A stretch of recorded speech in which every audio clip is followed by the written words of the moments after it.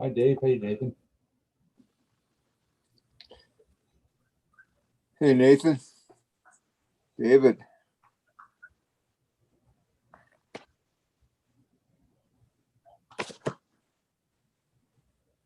There we go.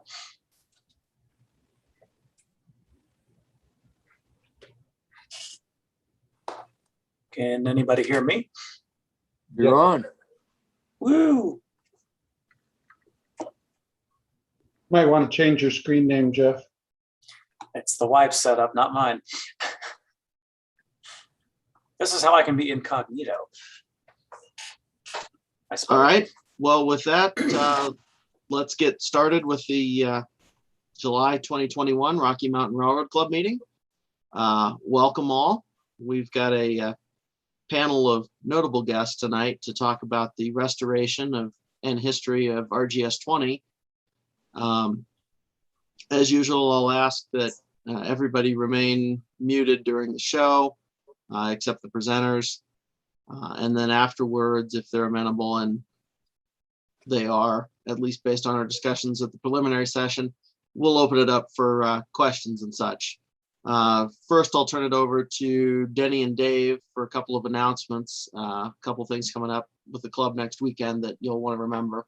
So, Dave, Denny, take it away. Go, Denny. Good evening. Glad to be online for another meeting, and this should be very, very interesting.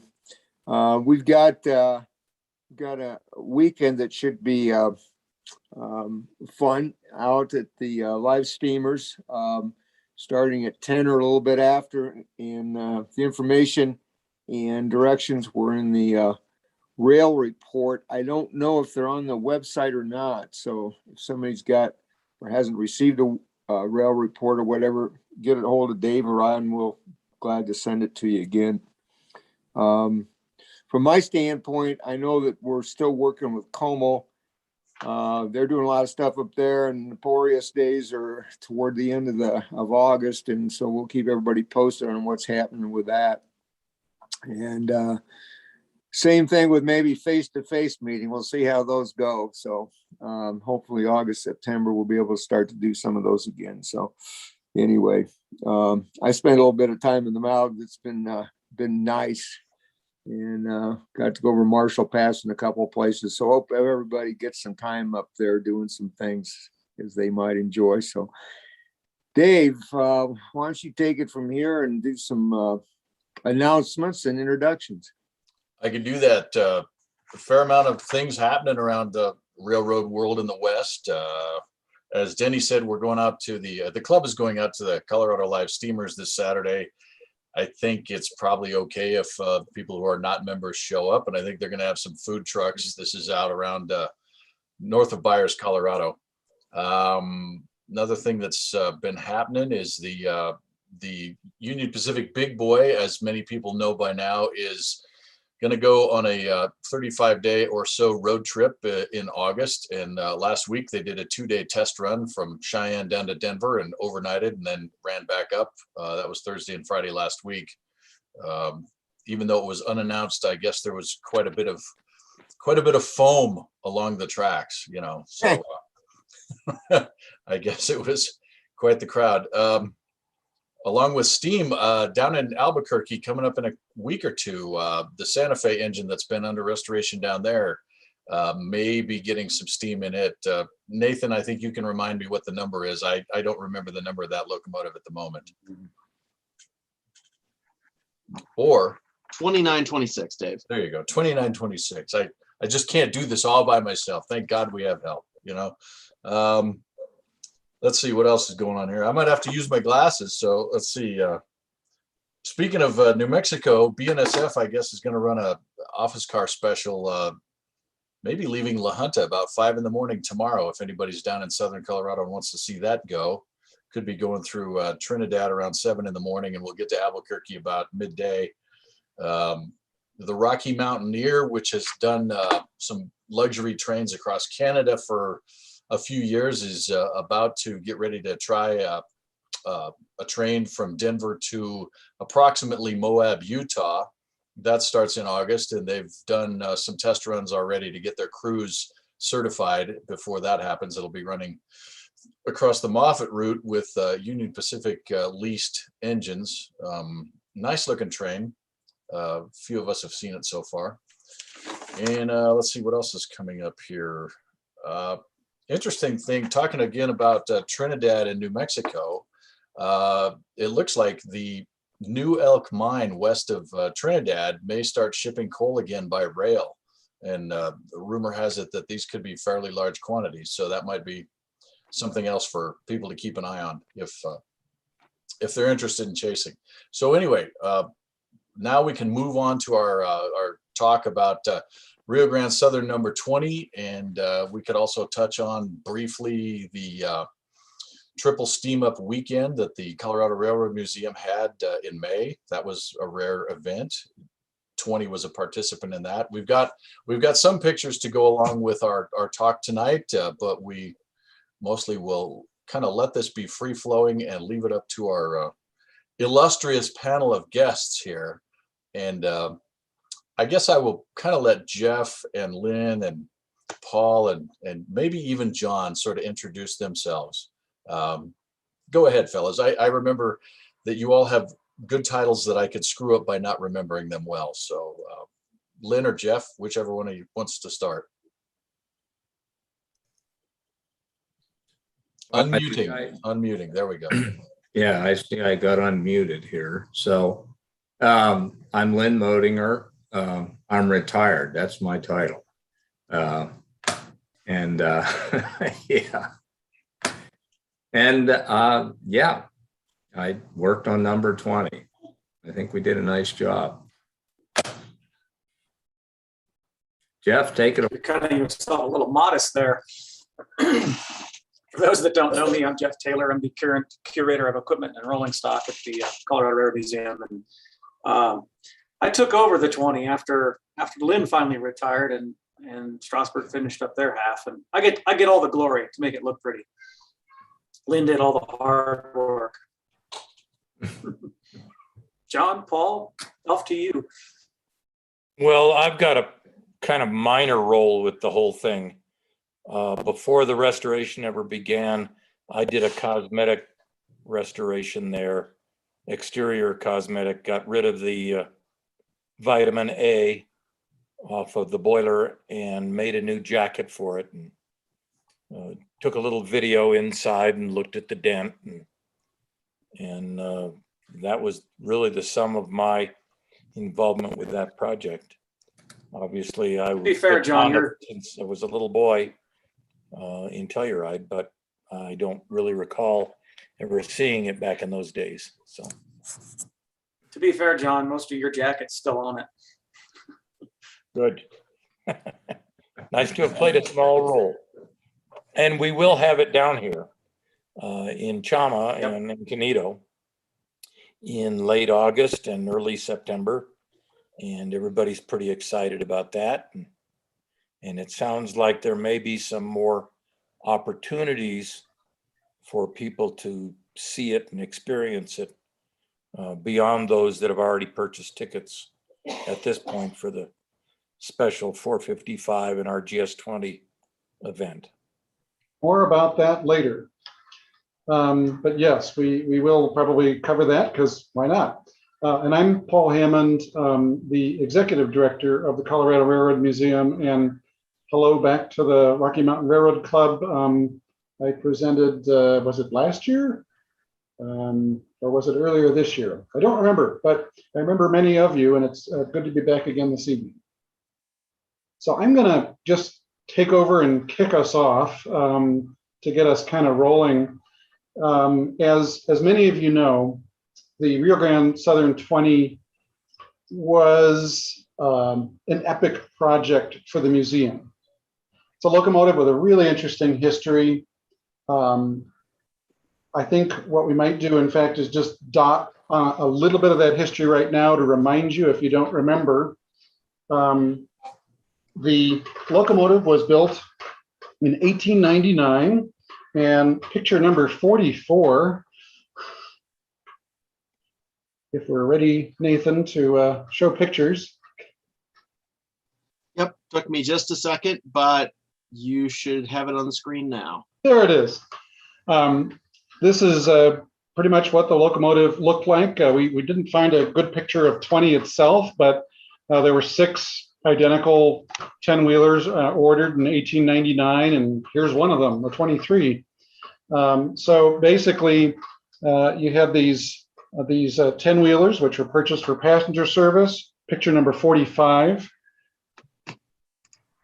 shows one of those in passenger service going through Phantom Canyon, quite the ride. And picture number 46, of course, it was serving Cripple Creek and Victor, major mining centers. If you think about the Florence and Cripple Creek, it was completed right around the time that the silver panic's happening. But of course, there's one big difference from another railroad that we all know and love. It was mining gold, and so it didn't really get damaged by that. And it was a railroad that managed to make a buck all through its life until the very end. And unlike the railroad that it ended up on, which of course we'll come back to, because that very much affected, shall we say, its later years and how it kind of came to the museum. The picture number 47 shows really just a little reminder of how important and how kind of interesting the Florence and Cripple Creek was the first of what would become 3 railroads into the Cripple Creek mining district. And it was the only narrow gauge one. It managed to pull above its weight by partnering with the Denver and Rio Grande so they could run overnight trains direct to Denver with, sleeping cars and all sorts of high-end stuff. Of course, the Colorado Midland and the Midland Terminal were the next railroad to come into Cripple Creek and Victor. And quite a bit later, the Cripple Creek district, that really, the one with the really long name, came into town by building straight up the Front Range. And by that time, there were just too many railroads for too little traffic. And it wasn't all that much longer afterwards that there was a rather big flood, washed out portions of Phantom Canyon, which had happened before. The railroad said, we're not going to rebuild. And that was pretty much that. The locomotive got sold off to the Rio Grande Southern. And in a lot of ways, the rest is history. It had some neat rolls while it was there. There's a great picture, number 48, which Linn can refer back to later. This was taken by Linn's dad, really captures the Rio Grande Southern and its territory.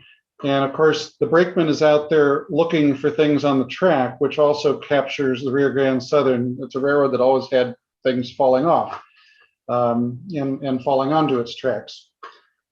Starred in a couple of movies in the 50s. Picture number 50 shows one of those, Ticket to Tomahawk. It was the Emma Sweeney. And picture number 51, interestingly enough, it was the locomotive that dragged Denver and Rio Grande number 346 off the Rio Grande Southern so that Bob Richardson could get it over to his narrow gauge motel for preservation. And then, of course, the 20 ended up there when the club brought it along after the Rio Grande Southern was abandoned. So it's got some interesting connections to the past. Picture number 54 kind of alludes back. This is a double header with the 20 and the, someone else will remember the number, which is going to be recreated later this year on the Cumbres and Toltec. That particular trip sold out, as John was referring to, but there's now going to be a second special trip being offered by Trains Magazine. Watch the Railfan airwaves shortly for that announcement, because there will be one more opportunity to get on a photo special with the 20. So that's a little bit of the background. There's a nice program. I happen to star in it, so you'd have to watch me all over again, but slide number 55, the museum went ahead and created one of its big train tours focused on the 20. So you can get a much better sense of that history and look a little bit more at the restoration work. But now we're going to launch over into the restoration because, of course, the Rocky Mountain Railroad Club bought this, moved it to the Iron Horse Motel, and then it moved over to Golden when Richardson picked up and moved.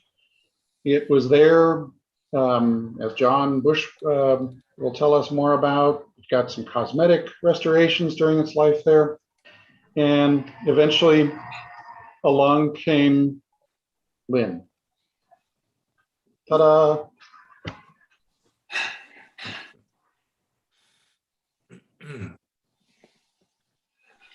So is that a segue? Yes. All right. Well, yeah. So we had an opportunity to work with the Railroad Museum after they became the owners of number 20 to talk about doing a restoration. And you know, I'm never sure whether some of these thoughts that I've had are thoughts that I should have never had. But at any rate, Mike Davis and I certainly talked about this and eventually worked out a deal that Honey would come to Strasburg and we'd restore it. And you know, the optimist in me has a tendency to overcome the years of experience that I've had that says I shouldn't be such an optimist when it comes to a steam locomotive. But at any rate, the short story is number 20 was rode hard and put away wet and was a mess. I mean, practically everything on number 20 was broken. It's amazing it ran. It's a testament to steam locomotives that it did. But we got it at Strasburg, did an evaluation, and we discovered that actually a lot of the horrible repairs that were done to the locomotive in the boiler particularly were actually very good repairs done by people who really knew what they were doing and had no resources to work with. But they did it the right way. They knew how to take shortcuts that weren't dangerous shortcuts. So obviously the work of people who knew steam locomotives. The one mystery to me in the whole restoration was the fact that they messed up the lateral somehow. The blind driver on the locomotive was shifted to one side. I believe it was shifted to the left, if I remember correctly, so that it worked very well on right-hand curves, but it would have a tendency not to stay on the track on left-hand curves. And that's a mystery to me because these guys knew steam locomotives, and I'm not sure. I mean, over the years, obviously, as they adjust the lateral and repair lateral and so on and so forth, things can drift, but it's sort of something you want to keep your eye on. And interestingly enough, we're finding the same thing on one of the East Broadtop engines that I'm working on now, number 18. Always was a mystery as to why it came out of the shop and didn't run very long. It ran 5 days and derailed 2 of those days. And then they put it away and said, the heck with it. So, and it had exactly the same thing. It has exactly the same thing that number 20 had, where it wouldn't stay on the track. So at any rate, once we got it, we took it apart. And if you want to look at slide number 27,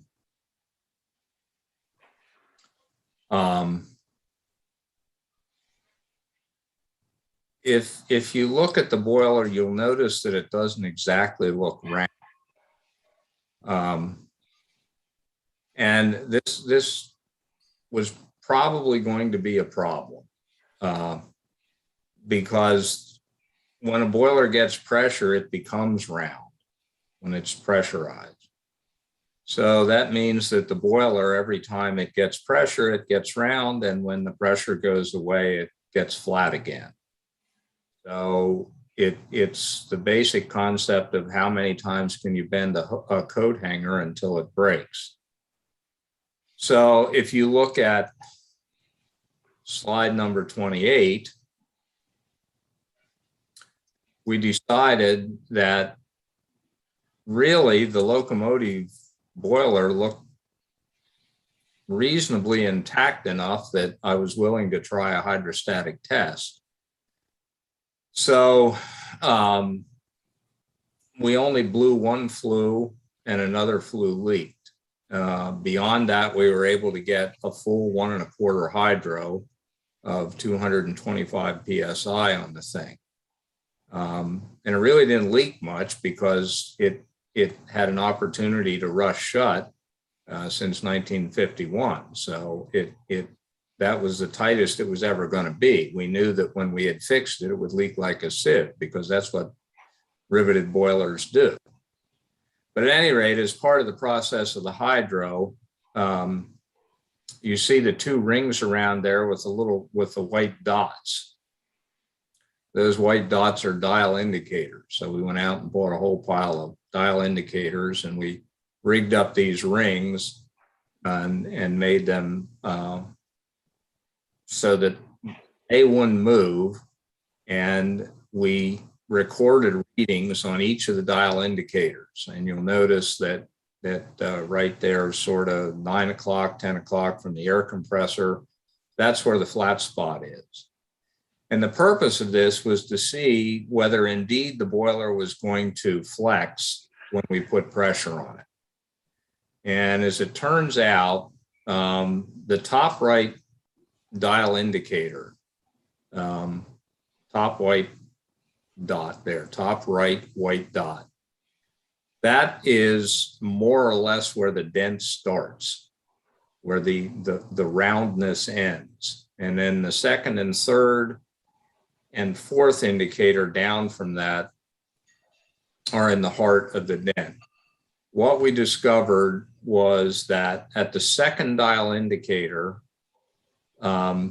we got almost a 1/4 inch of movement that the boiler puffed out, when we got almost no movement at the top dial indicator. So that is a lot of flexing. That means you're bending the coat hanger a lot. Now, bear in mind that this wasn't a problem on the RGS. They ran it from 43 until the end with that.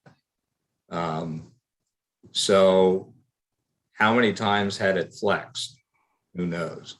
But at any rate, this is what we did to figure out whether we actually had to fix the dent. And we had to fix the dent. So if you look at slide number 29, once we got the piece cut out, you can see that it's not round. And then if you look at slide number 30, you'll see what, after we took the dented piece out, we still had some problems. So this is the third course that we're measuring there, and that template is what the radius is supposed to be, and you can see the sheet doesn't quite match it.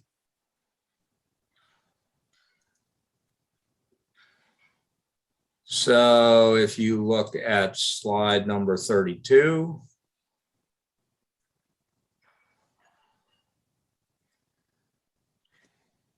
this is what we had to do, both on the third course and the first course. We had to selectively heat and beat the course round again before we could even start making a new patch for it. So if you look between That's me on the right and Brendan on the left. And between us, you can see the discoloration under the dome. We not only had to bend out the boiler course, but we also had to bend the dome flange. So we had taken the rivets out in that area, and we had to heat that area up and bend it out. And the goal was to get it within plus or minus 1% of round, which is what the code requirement is for a boiler. So that's how we did that. And then look at slide 31. There you can see the hot spot right below the dome. And the way we had to do that, we had to use a flatter, which is kind of a big-headed sledgehammer that you put against the sheet, and then somebody bangs on it with a 20-pound sled. You have it kind of curved so you don't put dings in it.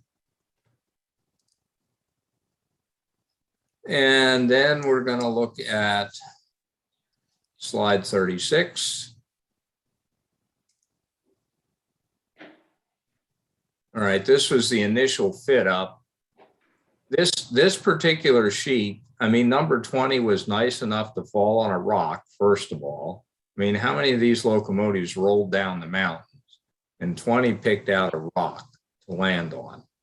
And of course, she picked the hardest course to land on. This is the worst sheet to make because it's a tipped taper course, which means you not only have to roll it to a different radius end to end, but you have to take the flanged area where the rivets are, and then you have to bend it in at a variable angle so that it lines up with the cylindrical sheets on either end of it.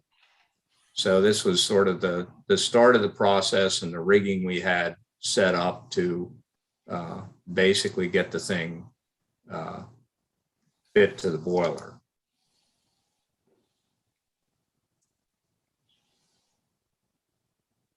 So if you look at slide 37,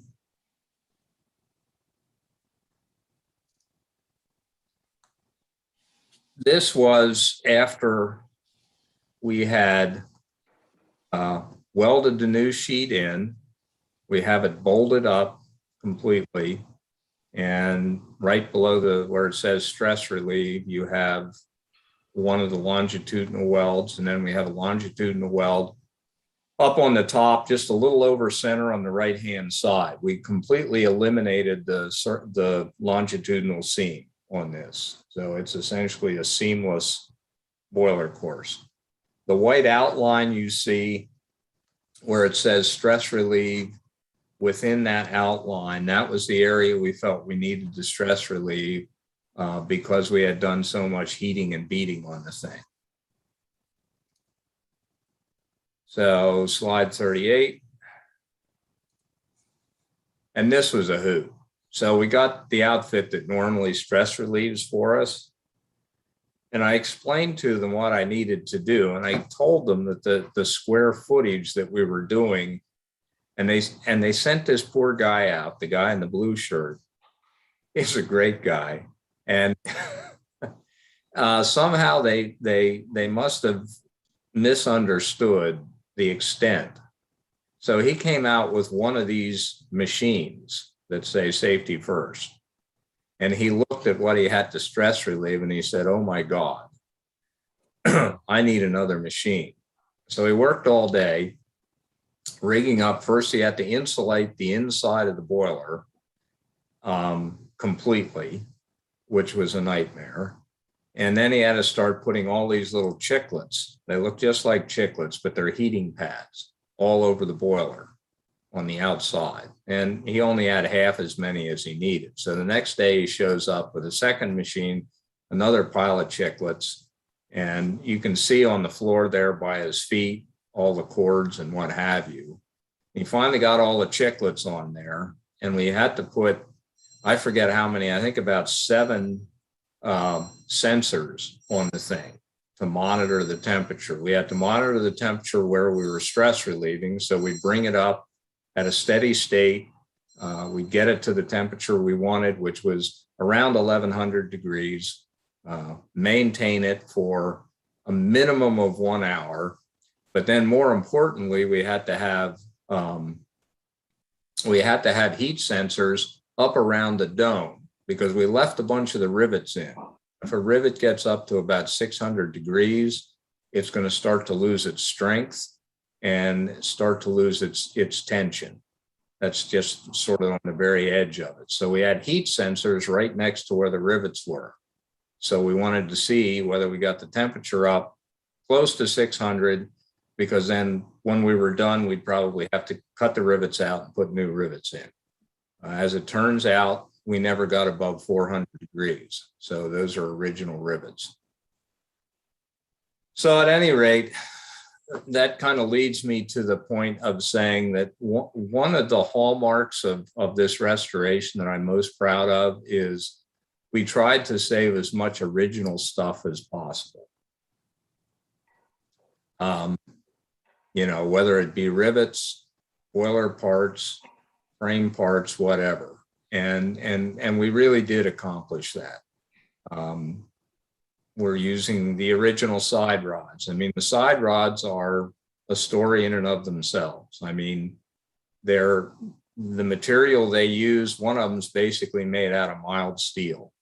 You know, how that got out of the plant, I don't know. But at any rate, it's there. But when you look at the side rods, they are just as homely as any piece of metal can be, but they're so much part of number 20, we had to save them. We saved the pedestal binders, which are just uglier than homemade sin, but we found a way to build them up. I'd probably put 20 pounds of weld on the pedestal binders so that we could then machine them down to get them to fit the frame again. We were unable to save the whole frame because I think typical of the RGS, we found on the right side, there were 18 welds on the frame. We had them ultrasonically tested, and we found out that they were barely welded. And so we had our choice. We could either try and repair 18 welds or replace 2 frame sections with a total of 4 welds. So we decided to do the frame sections. But interestingly enough, on the right-hand side, there was a chunk of metal about 8 inches long that was stuck in the top frame rail. And it was obviously a piece of metal that was to replace a piece of metal that disappeared. Now, there's a story behind that nobody will ever know, but how they managed to lose an 8-inch section of frame on the RGS, I am just dumbfounded. But at any rate, they did. And so they probably sent Harry out into the scrapyard, and he came back with a block of steel that almost matched the frame, and they stuck it in there. Well, in the process, they also shortened the right side of the frame by about 5/16 of an inch. Now, that may not sound like much, but if you're a side rod, you're going to be screaming bloody murder if your side's shorter than the other side. So at any rate, we put the new frame rails in there. You see, next picture. Let's go to picture 35.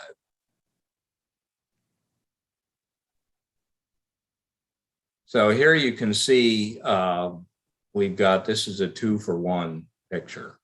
Actually, it's a 3-for-1 because in the background you can see the lead truck, which was a complete story in itself. The lead truck center plate was something they found somewhere, and they bolted it up underneath the cylinders.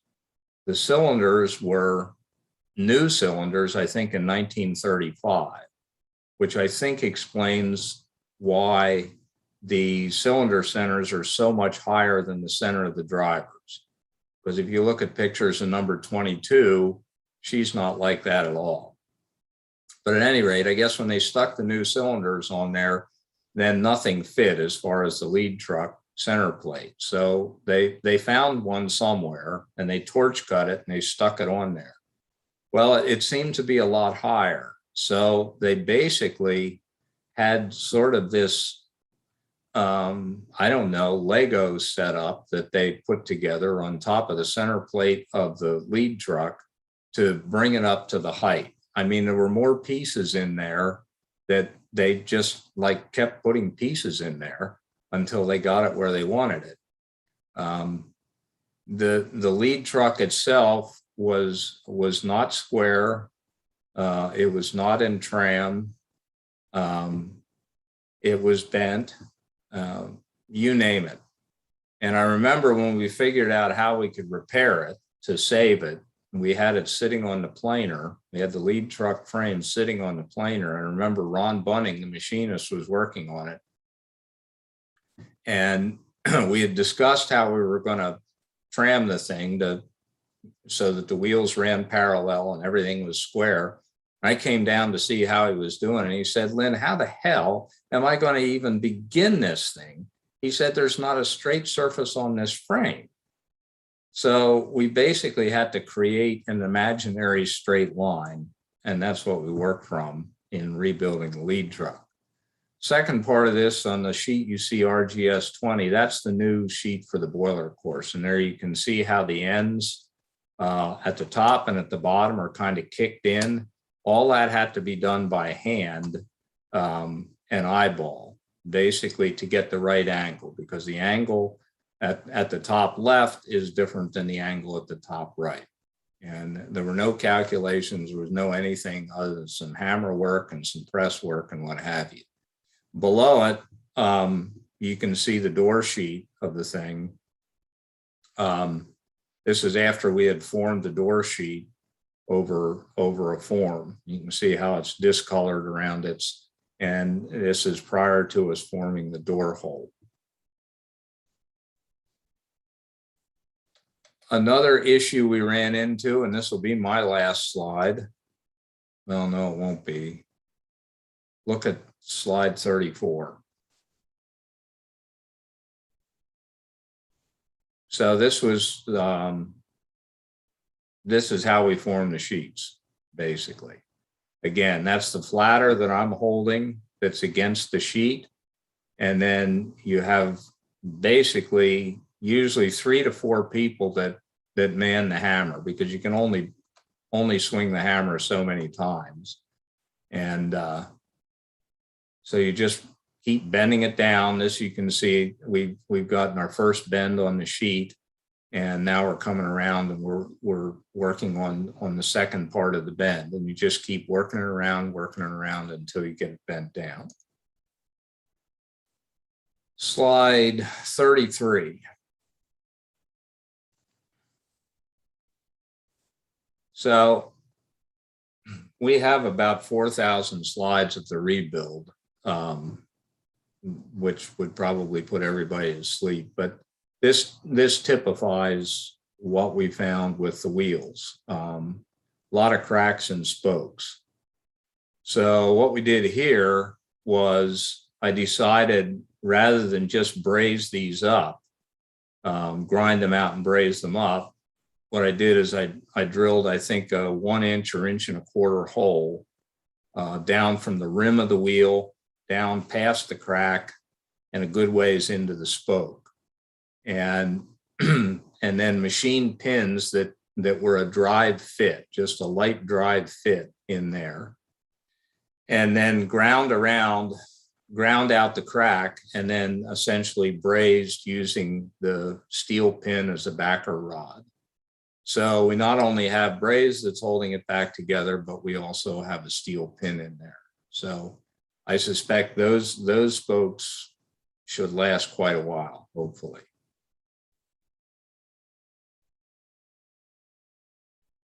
All right, well, that's about it for my slides. So, and I'm tired of talking, so I'm going to turn it over to Jeff. Oh boy, here I go. First off, to add to Lynn's comments with the frame and the boiler patch, we have those at the museum. They're actually sitting outside the roundhouse, and at some point we'll create some sort of display so everybody can see how terrible they are. It was a piece that's just too cool to just let go. So like I said earlier, Linn obviously did the majority of the work. He did all the lion's share of the work, and I get the glory of making it look pretty. And oh, look, now it runs. Although Linn got to run it first, so he has that. Nathan, if you'll pull up slide 15, people can see what she looked like when she came back to the museum. Hopefully I'll get that here in a second. Yep, I sorry, actually went out to, Took me a sec. no worries. I actually went out to Strasbourg in the late spring of 2019 to go work on the 20 for 2 weeks. And when I got there, hoped to see it looking like this photo on the trailer, but when I got there, it was still, the boiler was off the frame still. So we were hoping to have it steamed up by then, but that didn't work out. At any rate, we did a lot of work to it while I was there. The tender had already been at the museum since, I think it was 2009 or 2012, somewhere around there. And not much had happened to the tender when I arrived at the museum in 2016. I kicked myself still for not trying to get that tender done long before the engine was done, but oh well. Nevertheless, that's what the 20 looked like when it came to us, and we unloaded it fairly quickly. It arrived pretty quickly. The trucker actually did a really good job at getting her back to the museum ahead of schedule, and he regaled us of stories of telling rail fans chasing it when they were asking which way it was going or that he was going. He told them to pound sand. Any rate, that's what it looked like when it got to us. Shortly thereafter, we unloaded it, got it into the shop, and started already, pretty quickly assessing what was left to do or where to leave off and get going on the locomotive. Immediately, the number plate went back on it fairly quickly. We had the pilot back on it, even though it was going to come back off again. We tried to assemble as much of a locomotive as possible for people to see progress, visual progress. And you go to slide 16, you'll see 20 during our 60th anniversary in 2019. And we had it hooked back up to the tender. A lot of the air brake and piping and other plumbing on the locomotive was already starting to, what I would have called a dry assemble.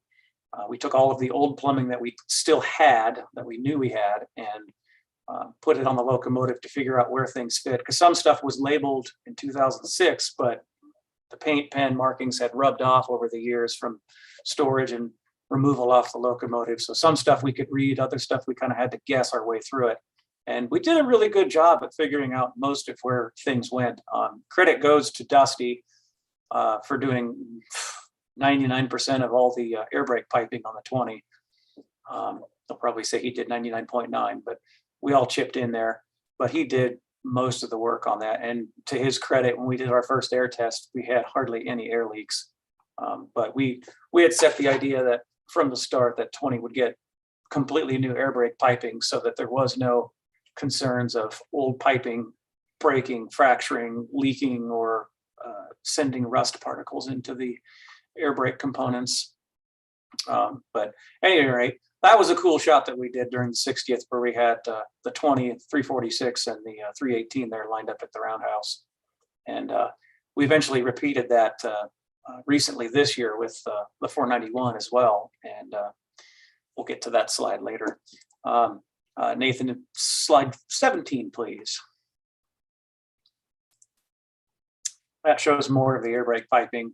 The injector lines are on it, the lubricators up there. Laying stuff out and figuring out which pipe goes in first was time consuming. A lot of that piping on the back of the locomotive, that's air brake piping that comes up to the brake valve handle. It goes through the floor like spaghetti, and you try to take one pipe out. No, you have to take the other three out first, which is fairly typical. So that was a lot of fun guesswork. And at this point, we were figuring out the flooring in the cab. A lot of work had been done to the locomotive by the Rocky Club and John Bush early on. And again, to his credit, that's still his jacketing for the most part. lower panels there with the handles. Those are from the RGS days. And you know, it sounds strange, but 90% of what we were doing there early on or late in 2019 was just plumbing. So we had a hard time making visual progress, but it was made nonetheless. Slide 19, please. I apologize if you can hear the dog in the background. More air brake piping. We changed some things. We added that primer colored valve that actually cuts out air supply to the brake stand completely, which isolates it, which is handy to have when you have air leaks in air brake plumbing that's in the cab that you have to take apart. So this allows you to not have to drain the entire locomotive. We also added just below that, it's kind of hard to see because it's painted black, but we added a air filter and water trap. Lessons learned from my days at Knott's Berry Farm, as well as 315 when it got restored. I've made good friends with that group. But adding an air filter and particulate filter makes a huge difference in making feed valves and brake valves last a lot longer. And it's cheap insurance, so to speak. You just got to make sure you find one with a really large CFM rating. That air tank right there was a huge problem for a while.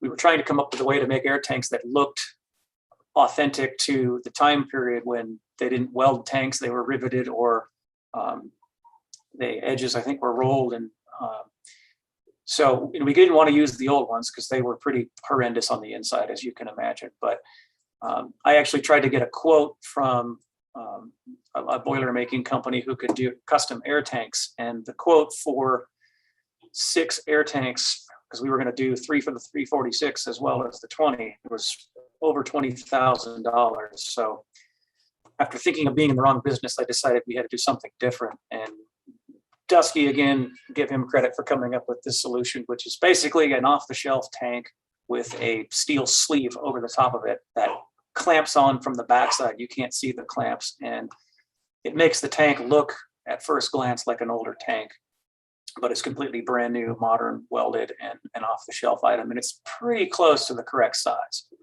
I think this one ended up being a little bit longer, but nevertheless, it worked out for us. After getting through the spaghetti of air brake plumbing, which we were also doing on the tender, slide 18, please.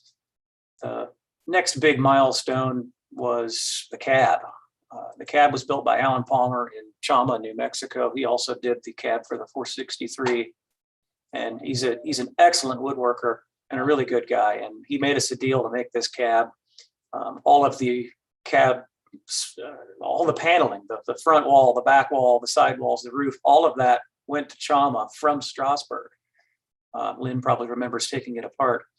And Alan did his very best to copy it as closely as possible. There's a few slight variations, but more or less he did a pretty darn good copy.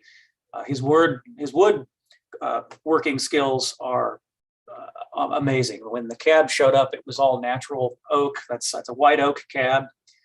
I don't recall what the original one was made out of, but a lot of it had been replaced by the Rocky Club. So it was a mixture of all kinds of different materials. Shocking, because that's the whole locomotive in itself.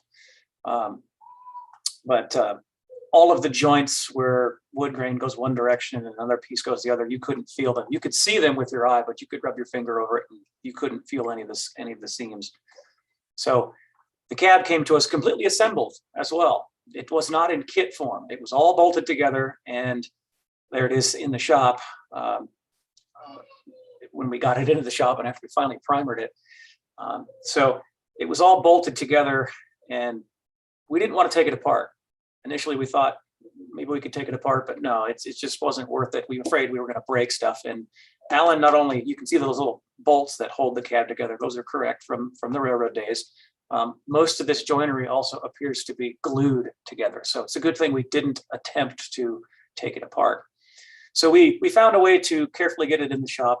Sonny Honegger hauled it for us from Chama in one piece, and we used, I think he had a crane with him, and we got it into the shop, and it sat in the back corner of the shop for quite a while before we finally figured out how to get it on the engine.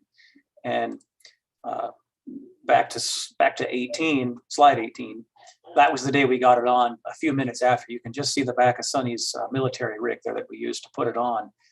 I didn't take very many photos because I was too busy trying to make sure the cab didn't fall on the ground. But it took a bit of fudging and messing around with, but we did eventually get it on. And this was the moment we all sat back and went, okay, wow, it looks like a locomotive properly. That made a huge visual difference for it, and made the morale go up a whole lot more with the locomotive. After that point, again, still doing more air brake plumbing, figuring out the interior setup of the cab. We had to build a new floor for the inside of the cab. It actually has a subfloor running front to back. Then it has tongue and groove flooring running, the groove running side to side. The Rocky Club had replaced it. We actually had that material left over. We used a lot of it for patterns to make a new floor. While all this was going on, a lot of work was still happening with the tender. Most of it was done by that point. We also had reused a lot of the material that the Rocky Club had replaced. The Rocky Club in the late 80s or early 90s actually removed the tender tank off of the frame and replaced all the wood slats that hold that the tank sits on top of the frame. And I think most of that got reused at Strasbourg, as well as inside the coal bunker. It has kind of a false floor. It's got runners going lengthwise, and then again, tongue and groove or shiplap, I think it was, pieces running the other way. And then there's a shovel sheet nailed down on top of that. And it creates this false floor that's about 3 to 4 inches of empty space. But that keeps it level with where you stand as a fireman on the front deck of the tender. That was all being installed and put into place. We also had to make new coal boards for the side of the tender and get those properly sized. And we had to make corner brackets and mounting brackets for the air tank. It's a lot of stuff. We also had to puzzle piece the baffling inside the tender. I'm sure Linn could go on for days figuring out talking about how they figured out how to save the tender. Another big piece he saved. A lot of locomotive restorations today, they make an entirely new tender tank. But not Linn. He wanted to save what he could. So amazingly, he was able to save most of it. The bottom section of the tender looks like a patch, but it's actually a section where the railroad added on and extended the tender. They made it taller to hold more water. And that was done in steel, while the other part of the tank was iron, and the steel rusted out a whole lot faster. The new bottom of the tender is all stainless and is actually riveted to the old tank, but the bottom stainless sheet is actually welded to the new pieces. So there is some fake rivets in the tender tank. Let's see, on slide 20. What a lovely photo. This was after we had painted the cab, we had started priming the tender with an epoxy primer to also help work out any potential leaks it might have. And which, when we first filled it with water, of course it leaked. It leaked pretty bad, all over the place. You could run with it leaking, but we still try to do our best to seal it up. And it's gotten a lot better. And now it just has a couple little minor areas that are slowly rusting up and will go away. So this photo, we had stripped all of the old paint off the jacket. The cab has been painted for the second time. We ended up getting the wrong paint that started to crack within a week, and we had to sand it all down and start over again.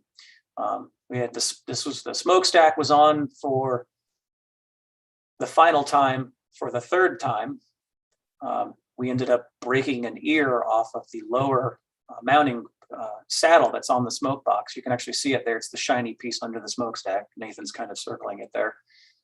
We had a new casting made, and that was shortly after we had installed that. And we were getting the whole locomotive ready for paint. You can actually see in the blue tent over there, that's the main reservoir, and I think the cylinder head covers were over there. We had just sprayed 1 or 2 coats of Imron black on those. Interestingly enough, 20 has a new main reservoir, but the old one actually sits on top of it as a facade. So it's, again, saving original material, but in this case, not using it other than for decoration. but one way to help keep the locomotive looking good. Slide 22. So this was, I think, after the first coat of black all the way around the tender, and man, is it shiny. We try to use an Imron product on all 3 locomotives. It's a really good, originally aircraft paint that's just a high quality and very good in durability as well, that we've had a lot of luck with.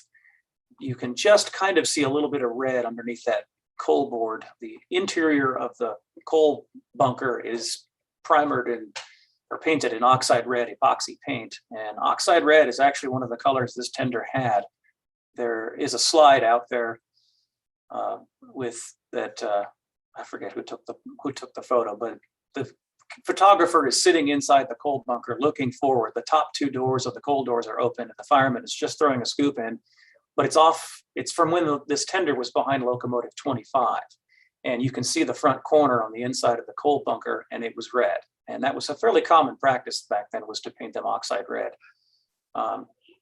Anyway, this was the first coat of black, so we were all getting excited about her getting close to being done. And I hadn't painted anything in quite a while with a spray gun, and have been bragging for years that I know how to do it. So I had to put up or shut up. So Dusty was my assistant there, getting this thing painted, prepping. As you can see on the little piece of wood there on the trash can, that was our paint prep station. And it was a lot of days of, don't come in the roundhouse, don't make a mess, don't spread dust all over the shop. We're painting, please don't cut wood. And other than a few little bugs, we actually did a really good job at not getting stuff stuck in the paint, which would have drove me crazy. Slide 21. We got the tender all done, actually had full 3 coats of black on it. The hardest part was the corners, making everything match, and we got it to blend in pretty good. Then it was, the big scary one was the jacket, because you have this long round surface that it can go wrong pretty quickly. We ended up setting a running board below the actual running board, and I did part of it above and part of it below, and went back and forth spraying the jacket. Again, it got 3 coats. I tried to get Dusty to do a couple coats, but he said I was doing fine, so I kept going. Eventually, we did end up painting the dome and the sand dome. We actually did those with a brush. The Imron brush is pretty nice too. But when we had it done, we had a pretty glossy mirror finish. And while black does show every imperfection, it's a locomotive. And to boot, it's an RGS locomotive. So she wears her dents proudly if she has any, which the tender has all kinds of dents in it. Again, this tender has been through 2 different locomotives, and the 25 rolled over at least once as well. So this tender's had a rough life behind the engine, and it's got a lot of dents all over the sides of it. And when you see it disconnected from the locomotives and you look at it straight on, you can actually see one whole side is bent over slightly. And anyway, it had a rough life. So at this point, it was getting close to lettering time. I think by the time this photo was taken, we had already outlined all of the lettering that we were going to do, or most of the lettering on the locomotive. Sorry, I didn't include any of those, but we'll get to that in a moment. We did all of the painting and lettering on this, or all the lettering on this locomotive was done by hand. Nothing was sprayed with a stencil. Everything was done by hand. The only stenciling was this Defense Supplies stencil, which we actually still pounced that. We have what we believe is the original stencil from the RGS, and we digitized that, made a vinyl stencil, and we pounced through that. Slide 23, please.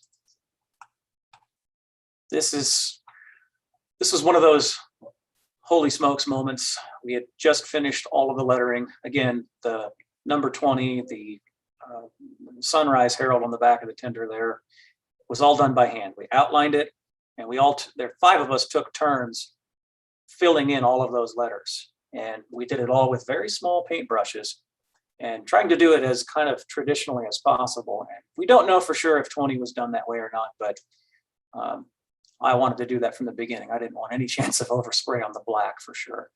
But this was when we finally had it all done. And I said, let's roll it outside and look at it. And it happened to be a nice sunny day. We rolled it out on the turntable. We all stood back. There was 5 or 6 of us there, and we just went, wow. And this was one of those moments where we sat out there for probably half an hour looking at it from different angles. We even turned the turntable a couple times to change the angle, but we were so close to the finish line. You can also see the steam dome lid is not on the locomotive yet. We hadn't painted the smoke box yet. When we did that, where that was done with a graphite paint, that's an actual mix of graphite and oil like the railroads used to do. It has to go on when the locomotive's hot.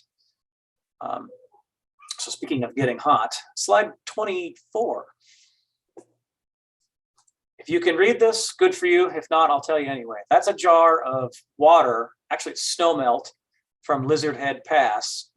In October of 2019, we took Goose or Motor 6 to Ridgeway.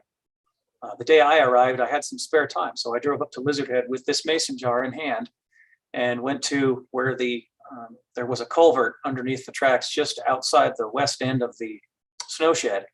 And most of the culvert is still there if you know where to look, but there's still a fresh stream coming through there. And I took this jar, filled it up with water, actually threw a chunk of snow in there that eventually melted. And I used this kind of as an appeasement for the engine. Here's some home water, the good stuff. I also had some from Dolores, but that's me pouring it in the monkey tail on top of the steam dome. This was just prior to our steam up, our first steam up. Of course, Linn had already run it. Slide 25. That's right, Dusty, I snuck you in there. This is the first fire we put in it. I took a lot of photos around these couple days here when we first steamed it up, and typical fashion for me, I said, no, we'll just fire it up and see what it does. We'll bring it up to pressure slowly, and wherever she gets, and we'll look for leaks and issues. And, we get to 50 pounds. Oh, it's doing pretty good. Let's keep going. Get to 100 pounds. Oh, it's doing pretty good. Let's keep going. And it progressed and progressed. And I had no plans of running the locomotive that day, but it happened.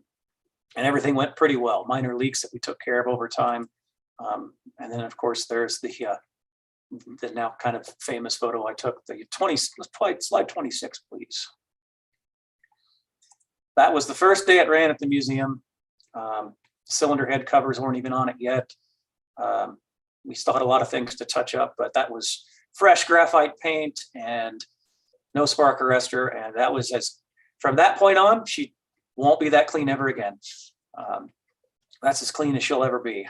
But that was a milestone day for all of us. And again, at this point, we run the locomotive a little bit around the property, and she ran like a top. Credit to Strasburg and Linn and all the hard work they did. She sounds as square as a brick outhouse, and she's a good engine. She wants to get up and run. She's got a lot of power. Linn probably remembers. I heard that she broke a drawbar pushing their Plymouth around the shop at Strasburg. She likes to run fast, and she's probably the loudest locomotive on the property, but we like running her a lot. From this point, after this photo, it was still a lot of touching up little details here and there, fixing any pipes that might have leaked, and all the little fiddly details that I love to deal with. Like I said, I get the glory of painting the locomotive, making it look pretty, whereas Linn did all the hard work. At any rate, I'm kind of out of slides there as far as the restoration goes. Slide 12, if we pull that one up, this was the shot I was talking about. This was during the triple steam up event we did in May of this year. And the cool thing is 3 of those locomotives are hot, but all 4 of them have steamed at the museum and run at the museum. All 4 of those locomotives are owned by the museum, and they've all run there. Long shot, but maybe someday the 318 will run again. But for now, I'm content with 3. They're enough to handle and deal with. Some other photos from the triple steam up would be, let's see, some of Dave's photos. Like slide 57.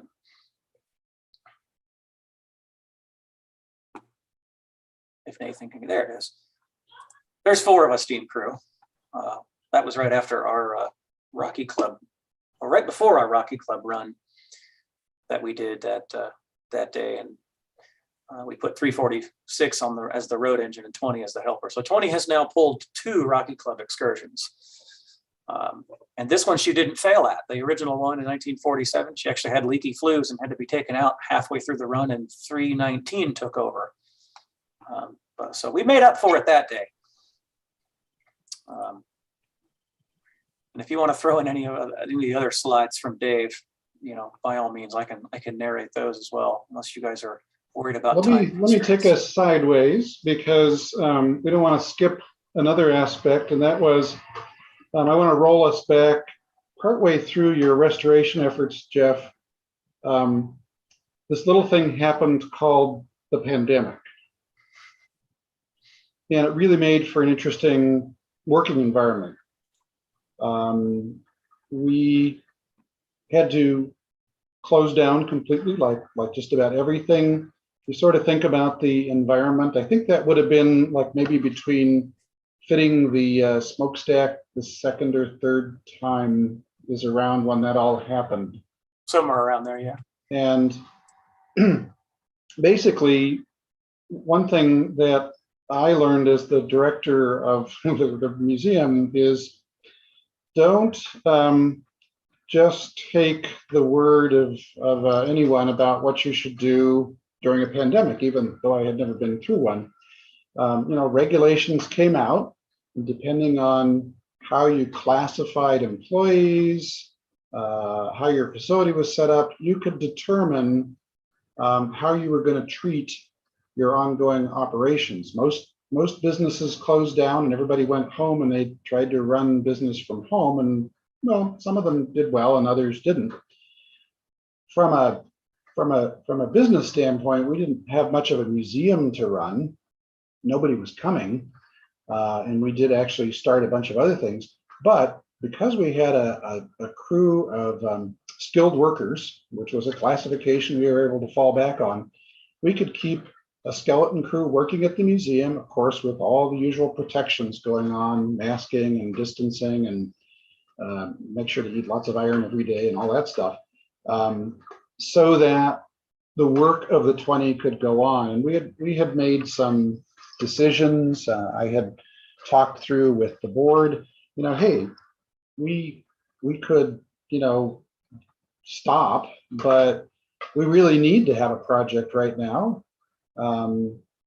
We've got a shop crew that otherwise I don't know what we're going to have them do, and we could really use a win this year in what looks like it's not going to turn out to be the best one we've ever had.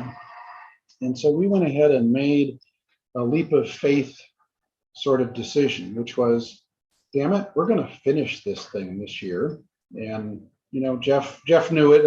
I tried not to put too much pressure, but it was sort of like, okay, sometime between June and August, we have to make a decision about what day we're going to unveil this thing, because we could see it coming into shape by the time we were painting it. And around that time, we made a decision. We said, well, we're going to do that. August 1st is going to be its big public coming out day, and we stuck to it. There were, of course, a couple of other surprises Jeff didn't mention, but in general, everything went pretty darn well leading up to the testing phase. Back to photos, of course, there was the grand stuff. When we set up that we were going to do this event, one of the biggest things we needed to think about as a museum was, how are we going to not just celebrate this and not just give rail fans rides on it, but how are we going to recognize the people who had ponied up the money? And there were a lot of people over the years who had chipped in some pretty big chunks of money. So this was very important, and we're doing this in a pandemic. So, of course, picture 41, what we decided to do was something unheard of in the middle of a pandemic. Was we put on the sides to our pavilion, which many of you have now experienced, because we could call this an outdoor venue and still be able to deal with thunderstorms if they happened.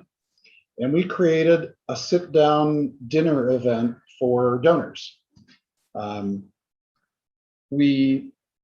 Slide 40, we put together a whole evening of festivities. And of course, we had to have a great champagne bottle breaking to dedicate the locomotive. I didn't put a picture in here, but we had Jim Rinn from Trains Magazine came out and was sort of a master of ceremonies to help us with that weekend. And then slide 39, Saturday morning, August 1st, we ran through the celebratory banner and the darn thing was ready for its public debut. And wow, slide 42 simply shows, I mean, everybody was out just having a great time with that thing that very first weekend. It really sort of brought us back to slide 43. What had set this all off in the beginning, Linn's vision. This is a photograph taken by his dad. I'll let Linn narrate that further, but supposedly, you know, this helped this, and of course other pictures his dad had taken to make this something Linn wanted to see happen. And by golly, it did. Congratulations, Linn. Let's see. Those were really the main things I wanted to be able to point out is yeah, we were able to take lemons, because for everyone, the pandemic has been a giant lemon. And we turned that into something, it's pretty tasty lemonade right now. Being able to then turn around and realize, gee, we have 3 operating steam locomotives. Never had that before. And we launched a big fundraising campaign this year because what we're realizing is, okay, there's more steam locomotives to fix than we've ever had to before. And rather than wait until they break and try to figure out how to fix them then, let's start putting away funds. And so that's kind of the next phase, is to make sure we can keep all 3 of these locomotives running. The 20's got a better chance than all of them because it's got a lot more replaced and new stuff, as Linn shared. And we don't expect to have to do anything too major to it until its 15-year cycle comes back around. But in the meantime, the 491 is undergoing some pretty major running gear repairs. The 346 is pretty much at the end of its 15-year cycle, so it's going to need some major repairs here in the next couple of years, basically. And that's the next part of this story that's going to continue on after this. But you know, I just want to throw in my congratulations. My job, in a lot of ways, has been, you know, the easy one in this one. It's been to just sort of pull all the pieces together, make sure we thank the right people, and that we put the spotlight on this thing. And boy, it's been a great project to put a spotlight on. So much positive energy. Ta-da! I guess I could chime in here some more. Other things to consider for folks out there if they haven't got one already. So we did 2 books as well that are available from the museum. One is about the history of the locomotive. The other one is Linn and I explaining the work we did to the locomotive. And we're right up to the wire when we were painting that locomotive. If you read the story, even one of my volunteers got the book and read it. He said towards the end that he got nervous if we were going to finish on time, and he was there. So if you haven't seen those, don't forget to check in and see if you can get one of those. A comment about Linn's dad's photo in that article from Trains Magazine. The cover shot is, of course, you know, just quintessential. But the shot taken before that is the brakeman riding on the front got off and was pushing rocks out of the way. That's why he's riding up there. It's also probably why 20's pilot's all bent up, or from lots of rocks. But it's a project that was a long time coming, and I started out watching this event from the line side on the internet when I lived in California. So I had to jump at the chance when I was offered the position. So I'm happy that it ended up the way it did, and thankful to all those that helped me get there. Yeah, there you go. Hey, John Bush, do you have any other details to tell us about the 20? Do and we your, want to take time? questions or anything, Dave? Well, I don't really have very much to add. I played a really minor role after we had done the 168 cosmetically. Bill Gould invited me to come out and take care of getting rid of the vitamin A onto the jacket. And I had gotten in touch with a asbestos abatement company, and they came out and built this fancy tent around it. And then we very carefully cut up the jacket. We marked it all out so that I could make a new jacket. And so we had to line out exactly what it would look like, because I was not allowed to be in there to disassemble it.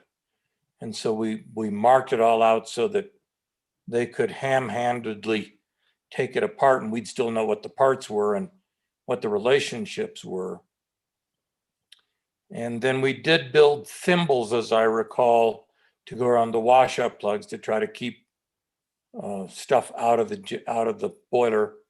And we built a wooden, and I could have, I suppose, sent a picture. We had done it on the 168. We took lath and set it on edge and then wired it together around the boiler so that there was a space between each lath, but that the lath made up the thickness of the insulation. And that way there was airflow around the boiler to keep any further deterioration to the shell from occurring. Because of course, as Lynn and Jeff and everybody else knows, you know, it's water in the lagging that is what kills the boilers, rots them away from the outside, wipes out the rivets, that and cinders combined. So we had done that, and at that point, as I recall, you know, we did not do inside the cab because that was protected. And so we left that alone. And at that point, I don't think any of us thought that we'd ever get to a point that we are now, where it's actually done and it runs and it's going to come down and get to stretch its legs and go through right-hand curves and left-hand curves, you know, and a bunch of them, and pull some stuff, and actually eventually, at least hopefully, it'll get over on the west side and get to assault some genuine grades, and you know, hopefully the spirit That's in the followed it plan. from its RGS days we'll look down and you know, be happy. And I'm very happy that you were able to save most of the jacket and put it back on. So that it's a nice little touch. But my role, of course, is a really minor role, and the work that Lynn and Jeff did, and everybody else, and all the people who contributed, and many of whom, you know, never lived to see the end of it. I hope that they can watch it from on high and enjoy it. Did you guys mention that it makes a little quick stop in Cripple Creek on its way south to? No, but since you bring it up, yeah, the upcoming trip of the locomotive. Let's see, Jeff, what day does it leave? It leaves on a Thursday. The 19th must be the Thursday then. So it'll be on display in Cripple Creek Friday and Saturday. Then Sunday it heads for Antonito. So if you're inclined to come by, it'll be at the Cripple Creek District Museum in their parking lot. It will be sans tender. It's just going to be the locomotive on its trailer with some pyrotechnics to help it look like it's doing something, and the headlight will be lit and that sort of thing. Hollywood, you know.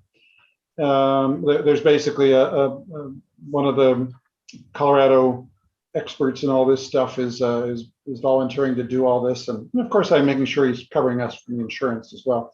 But that's going to be going on, and then it goes down to Chama. Exactly what it's doing during the Iron Horse Festival is a little more mysterious. But afterwards, there will be the train's sold out doubleheader run, and then coming on the market shortly. It's been fun to maneuver through all the things that we have to make work, as Jeff knows. There's going to be a second trip added that will just be the 20. That'll be coming on the market here shortly. And then some of you may have seen that Pete Laro has a charter of a locomotive then in the last day of September. And then after that, it'll be coming back home to Golden. So it's going to have a busy schedule there with a break in between while we run the Little Blue engine in September. Now, one thing to think about for the future, the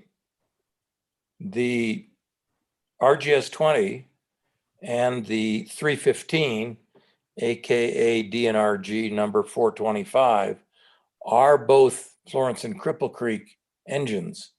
And so not now, but sometime in the future, we might all think about, and I realize they won't be exactly accurate, but one could put two Florence and Cripple Creek engines together, appropriately painted with movie paint, and recreate another historic moment in Colorado Railroad history.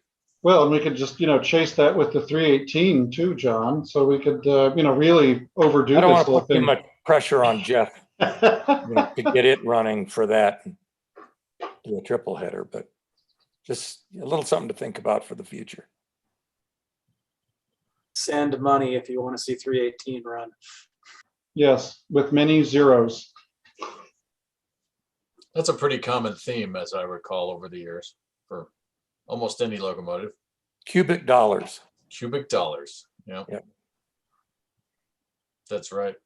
Paul, did you want to mention a little bit about the fact that there was a 3-engine steam up in May?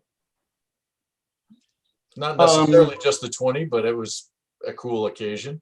Yeah, and I'll let Nathan pick whatever pictures he thinks would be lovely to put behind it. But yeah, the impetus for that event actually started out on Jeff's side of the shop, wanting to honor one of the longtime volunteers who had passed away with the 346, and we turned this into an opportunity because on the other side of the coin, what we realized was, gee, the 491 needs a whole lot of work this year, and we need to first make a lot of phone calls, which we did, and send out letters and start getting people donating.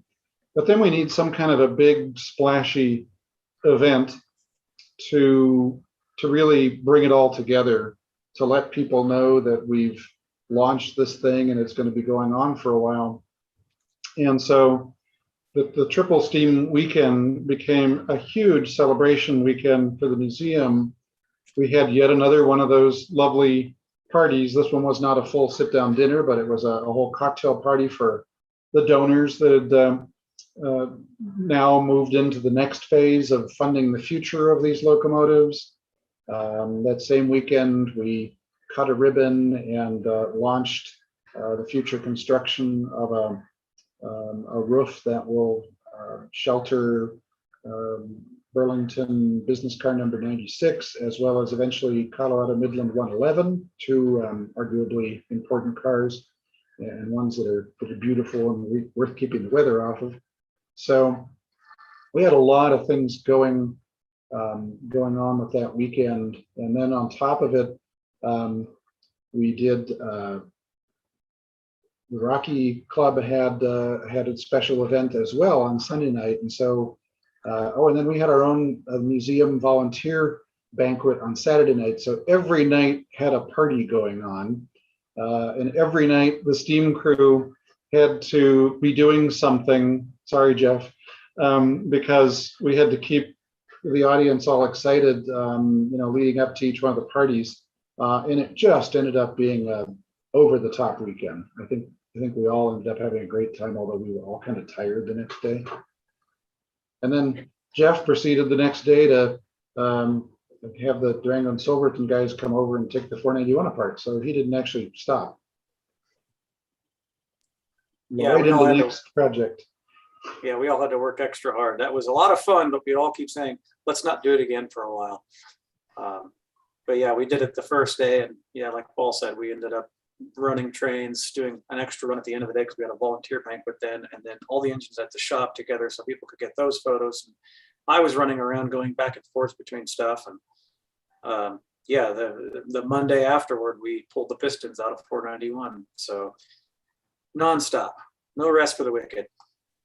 Yep, there were a lot of guys from railroads farther south that came to visit. You could see in this picture here that over there on the far right is Carlos, who was in engine service down at the Cumberson Toltec for a long time. We gave him an excuse to come up and get some throttle time on another engine that he hadn't run before. And I think he said it was an odd feeling to roll onto a turntable. He had not done that before.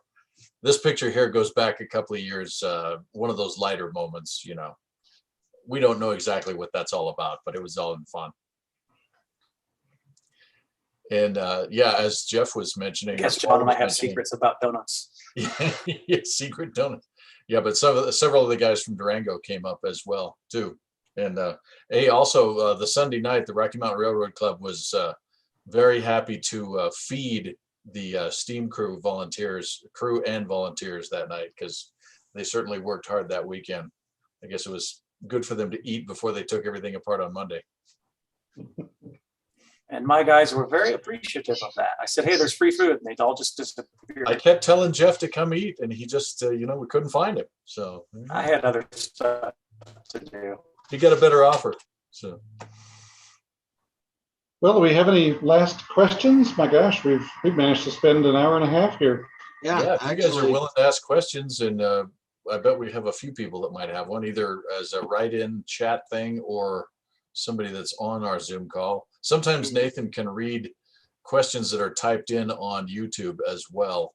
I haven't looked. I've been too busy managing photo switching. And Yeah, we actually appreciate you doing the video picture switching for us. You make us look good. Okay, actually, folks have been able to unmute themselves the entire meeting, so thank you very much for behaving. But yeah, if you've got a question, just go ahead and go off mute and ask it, and go ahead. I know there was one earlier question about that Lynn had answered via typing it in here. Does the repeated heating and beating of the metal harden that metal? And Lynn, you could give a verbal answer for those that maybe are on a different channel here if you want to. Well, it can, particularly if you're cold working steel, and if the steel is a higher carbon. I'm not all that familiar with a lot of the alloys that are out there nowadays, but with carbon steel, you know, typically boilerplate should be limited to something under 0.35 carbon. I've seen it higher on occasion, but that's the limitation for welding. But the way we were working the steel, it was kind of Neanderthal-like, so we didn't have a lot of control over how hot the steel was getting other than by eye. And there was obviously some cold working involved. So hence the reason for the heat treatment. And I can tell you the heat treatment was very expensive. But it's worth it, because essentially it whatever you've messed up with grain structure and stresses and so on and so forth, we didn't get it hot enough to really rearrange grain structure, but we did get it hot enough to take out any residual stresses that may have been there from partial cold working as we've been at. So any other questions, folks? And Nathan, do we have any questions from the YouTube side? Not really. I have a question for Jeff, if you got time. What's the condition of 318? How far is it away from a total rebuild of that, or is it just boiler work or running gear, or what's the story on 318? 318 ran in the late 70s and developed some major firebox issues, and that's why it was taken out of service. And the plan was always back in the day to rebuild the locomotive. And if you've ever read any of the old narrow gauge news that Bob put out, it was almost every year it was the same thing. Oh, 318 will be done by the end of the year. And it just repeated over and over. But it never happened. They did do a lot of work to it. Most of the running gear has been completely gone through on the locomotive. It was actually in really, really good shape. The tender never got touched. But what's left now is boiler work. It's actually on its second firebox. They had a firebox made for it, and they pre-drilled the holes in the firebox sheet. And then unfortunately, when it was installed, none of the holes lined up. So they put a second firebox in it. Unfortunately, this one, the stable work looks beautiful, but the firebox material is thicker than it was originally. So it would probably work, but not great. So you'd have to determine whether or not that would have to come out again or be manageable. It has no front tube sheet in it. It has the dry pipes laying inside the barrel. From what I've been told, it would need a new dry pipe, a new front tube sheet. The steam dome has a lot of pitting, especially around the flange, and it either needs the dome pad welded, parts replaced, or completely replaced entirely.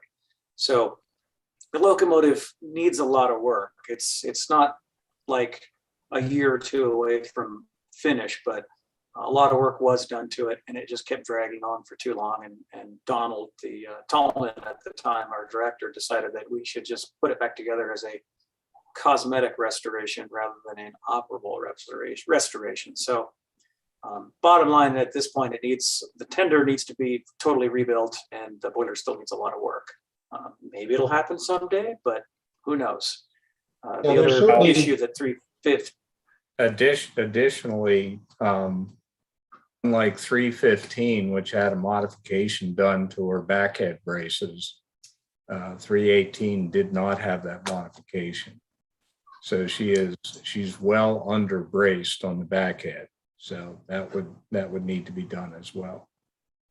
Yeah, and really the issue comes down to why we would want a fourth steam engine running at this time. That decision will come back up someday in the future if and when one of the currently running ones maybe doesn't look like it will go back together, and we'll rethink where we are. But much as we all hate it, there's a limit to how many steam engines any one museum ought to have running. And we may be already over that number, but we're going to try and juggle what we're doing so that we can keep where we are going.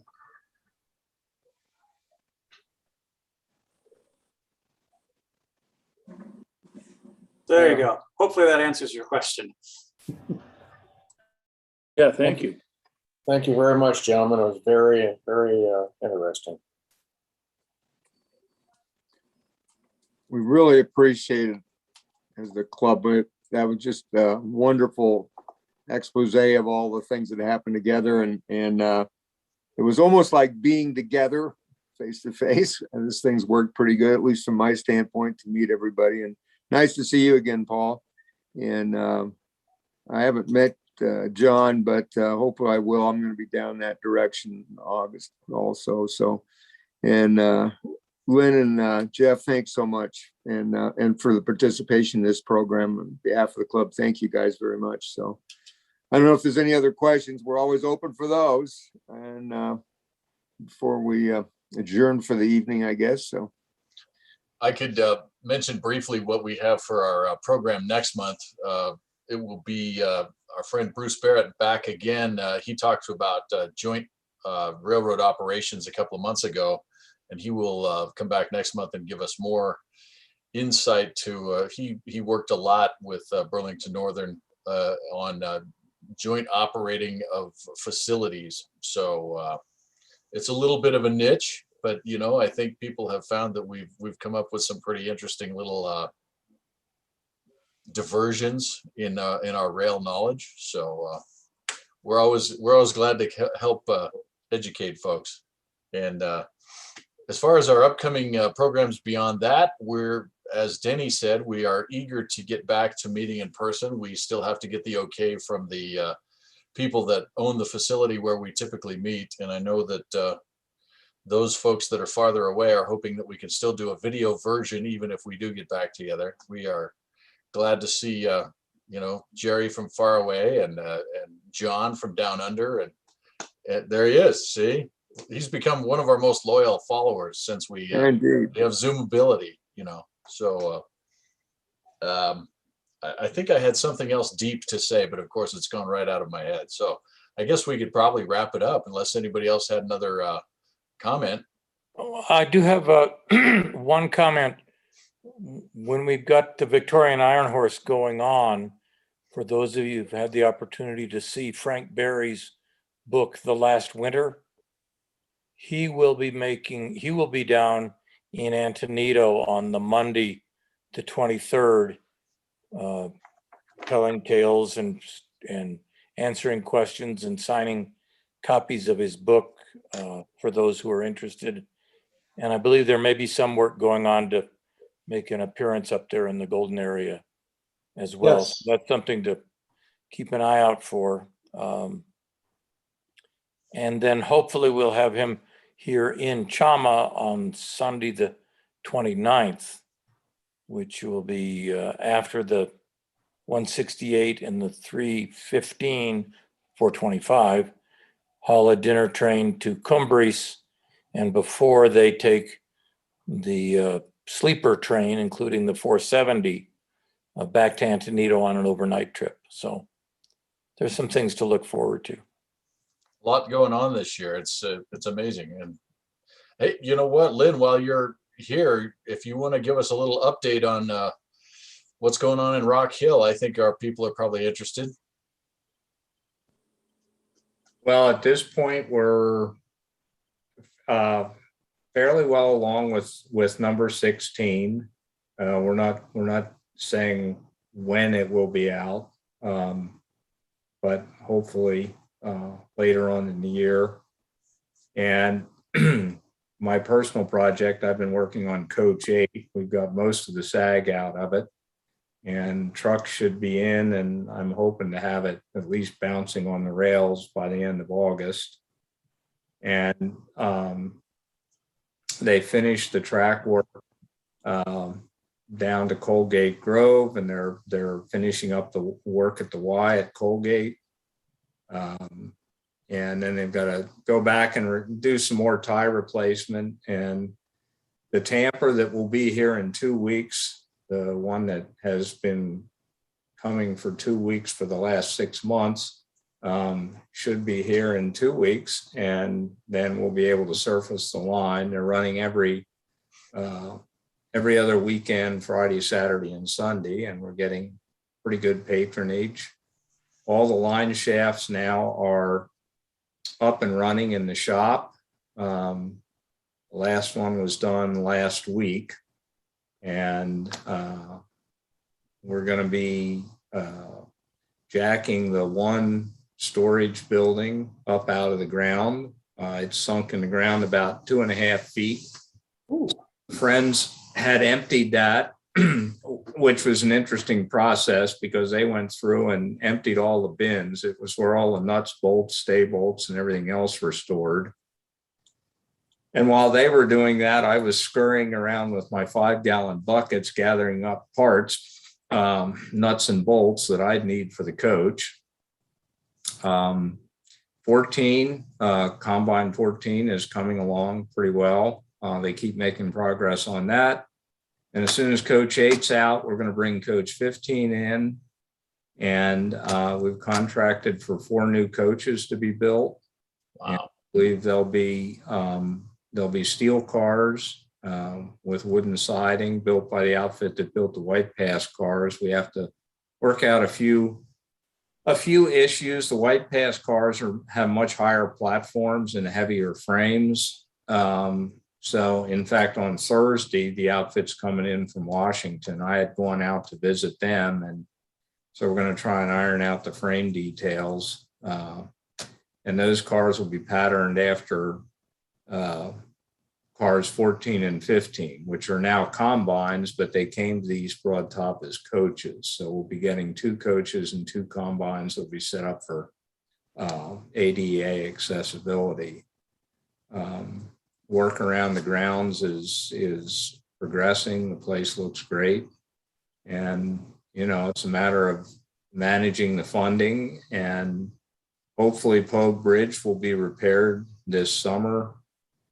And I think there's a reasonably good possibility that will probably start south next year sometime. So. And for those not familiar, he's talking about the East Broad Top in Pennsylvania, but I should have explained that, but thank you, Linn.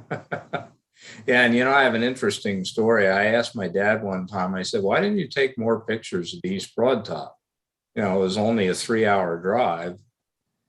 And he said, well, I don't know. He said, I was never that interested in the East Broad Top because he said it was like a little Pennsylvania railroad.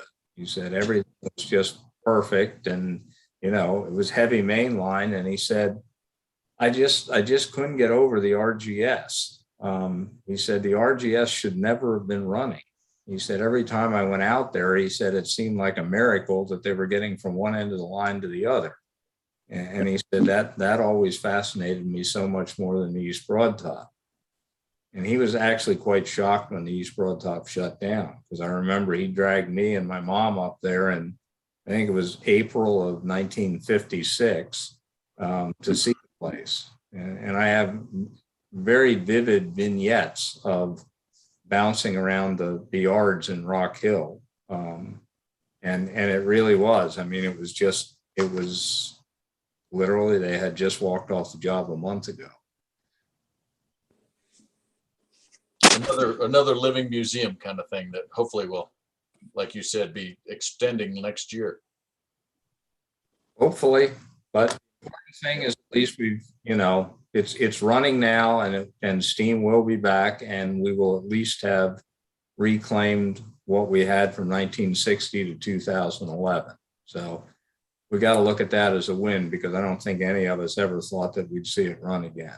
That's right. Yep. Just like the 20. Just like the 20. Right. Yeah, just like the 20. Well, listen, we're glad that a few folks were able to tune in and didn't have to watch All-Star Baseball tonight, you know.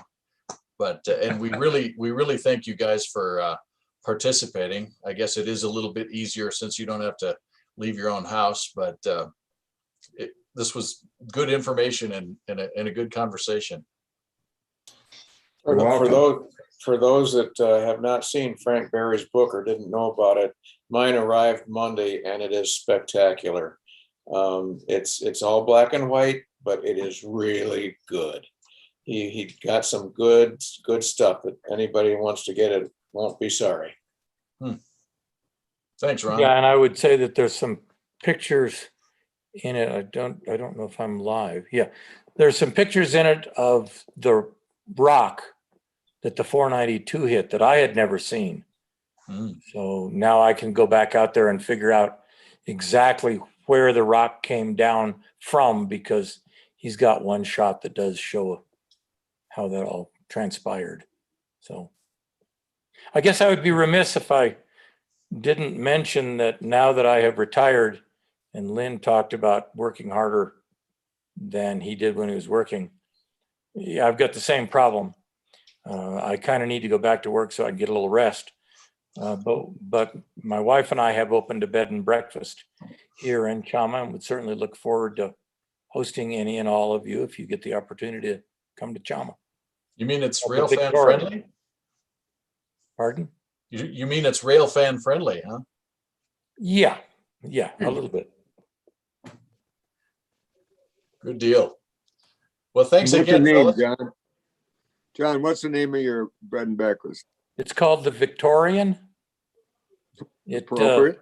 It is a 7-bedroom, 8-bathroom house. The original house was built in 1880.